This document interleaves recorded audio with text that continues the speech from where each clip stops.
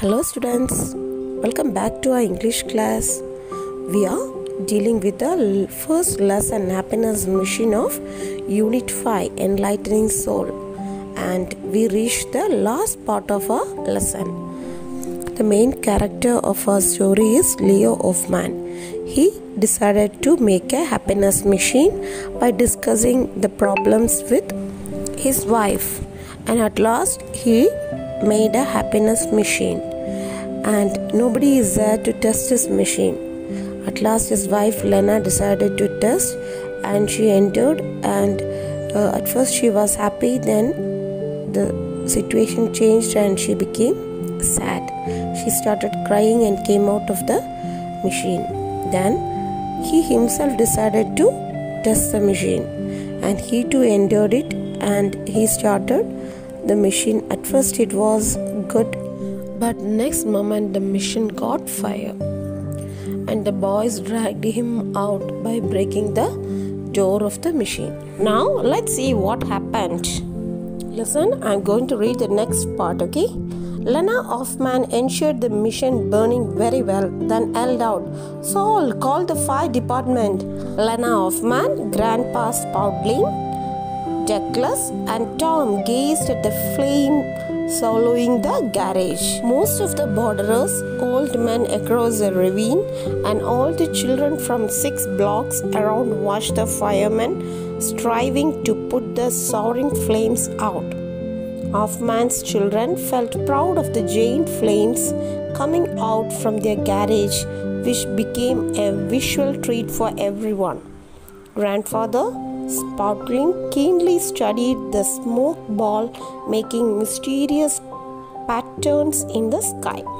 "Was that your happiness machine? Let me figure out later and I will tell you." "Leo," Lena said, "I hope it won't take a year to figure them out. I will be there in the house putting things back to normal. You know, it's in absolutely chaos by the commotion you made with the machine these days.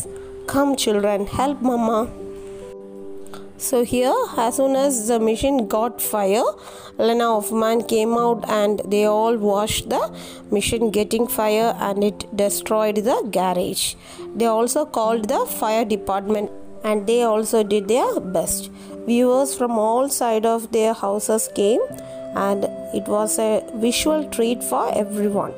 Grandfather also found a different mysterious pattern that made by the smoke, and Lena is smoking at Leo that it will take more than 1 year to find out what happened actually, and she called her children to help her to make the house to the normal condition. Leo Hoffman left with grandfather and his children when all the firemen and people had gone. He stirred his boot through the wet ashes and ruin and said, "The first real thing you learn in life is you are a fool. You want to see the happiness machine? It got patented more than 1,000 years ago and still there, even though not good at all the time, but it runs on and on." "But the fire," said Douglas. "Don't count. It doesn't take a year to find out what has been burned. Leave that worthless blobble. Look, the happiness machine. You will see it through the front window." They all looked through the large window pane. Every sense of the body was inspired by the big and tiny ripples over there. Saul and Marshall were playing chess at the coffee table, and Rebecca laying out at the silver in the dining room.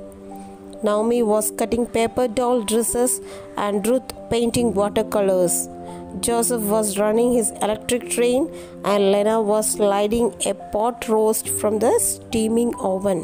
Now all of the people left except his grandfather and children. He walked through the wet ashes, and the first real thing that he learned in his life is he was a fool. He wanted to see the happiness machine. He wanted to know about it, and he understood that it was here in this world 1,000 years ago, and still it runs on and on. And he witnessed it when he looked through the large window pane. He saw Sol and Marshall playing chess at the coffee table, and Rebecca laying out the silver in the dining room, Naomi cutting paper doll dress, and Ruth painting watercolor. Joseph was running the electric train, and Lena sliding a pot roast from the steaming oven. You could hear faraway voices and someone singing in a high, sweet voice. You could feel the aroma of the baking bread and the tempting butter. Everything seemed to be working fine, and Leo Hoffman gazed serenely through the window.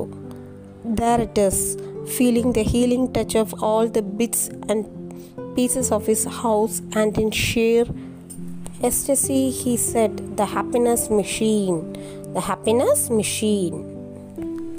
So he could hear the sweet voice and the sweet smell of baking bread, and everything seemed to be working fine. The thing is the control of his own mind, that is ecstasy. He said, he controlled it and said, "The happiness machine. My house is a happiness machine." I hope you enjoyed the lesson, and if there is any doubt you can ask me. See you in the next class.